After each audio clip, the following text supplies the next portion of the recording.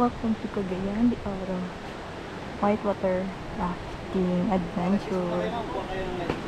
Anong gusto kulay niyo ng light base? Gusto niyo blue? Ayan, blue. Ano ibang choice? Tama nero.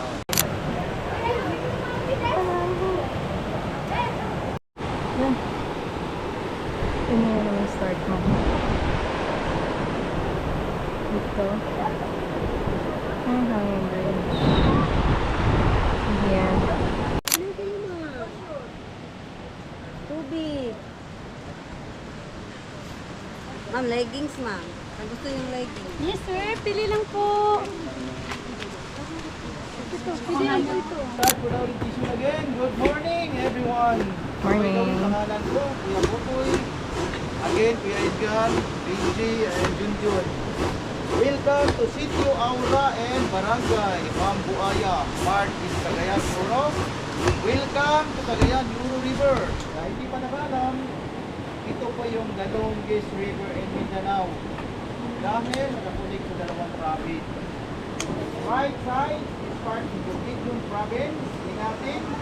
Left side is always Cagayan de Oro, Misamis Oriental. Okay? Then ito yung tawag sa English, paddle. Tagalog sa buwan. Local term, bugsay. So may tatlong bahagi na hindi pa natin nakilala. Una, itong hawakan ang tawag ay T-grip.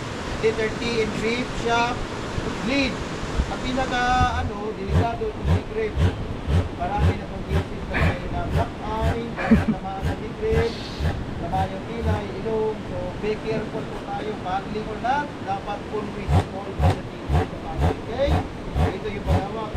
Halimbawa, doon ka na paupo sa bandang kanan or right, yung right po yung hawak ng T-grip. Pag dito po kayo sa kaliwa, yung kaliwa naman yung hawak ng T-grip, yung pababa po yung right. Parang kalahati yung hawak ng T-grip. Tapos, pag nag-paddle po tayo, dapat dito na pa tayo yung paddle, 90 to 100% at blade naka-submerge sa water, all deep, para may lakas po tayo. Okay? Wag po yung 1/4 to 3/4 para lang po tayo nagtitignan ng tubig. Okay? Paddle, weight, effort. Okay?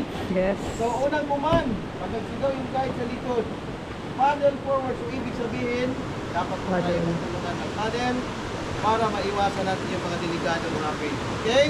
Okay, so, pag nagsigaw yung guide sa likod, paddle forward. So, paabante lahat. Ganun po. Bawa, ito yung front.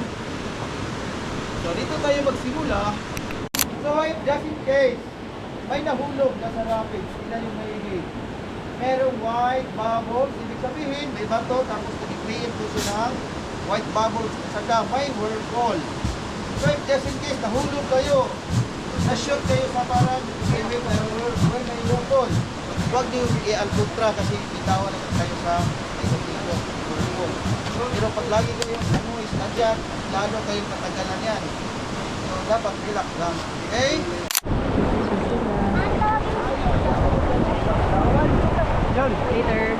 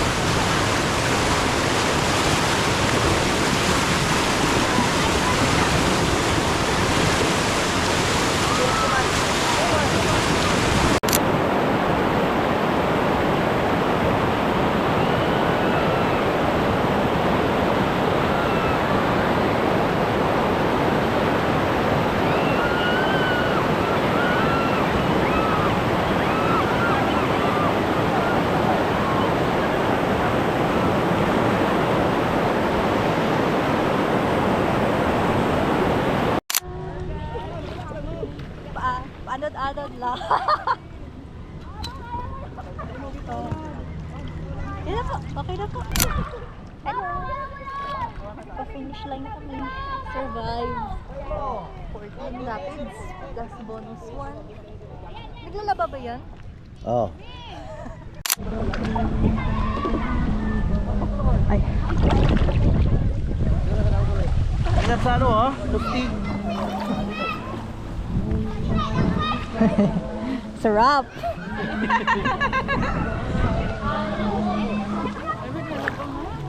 Oh, batay ma'am.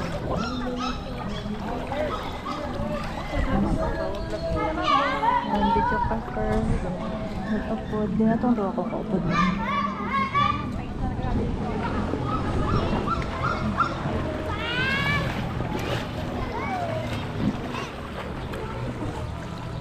Ah, ito namin. After 14 rapids. And 1 bonus.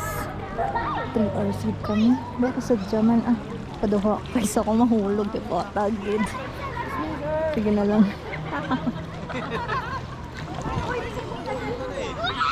Ang sa left side, ano na unang Kadagayan de Oro. Ang sa right side, ano na ang bukid nun. Wala din basa ni Kuya. Very good kay Kuya. Matahanday ba?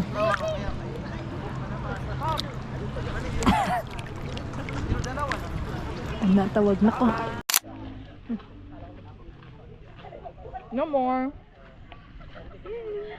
Wala. Sorry, wala. Saging po, saging.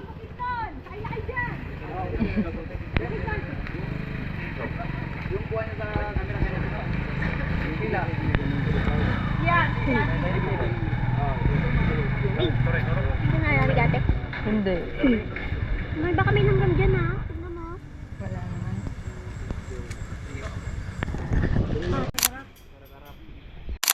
Ang downtown nila, Parehas, nasa Bacolod.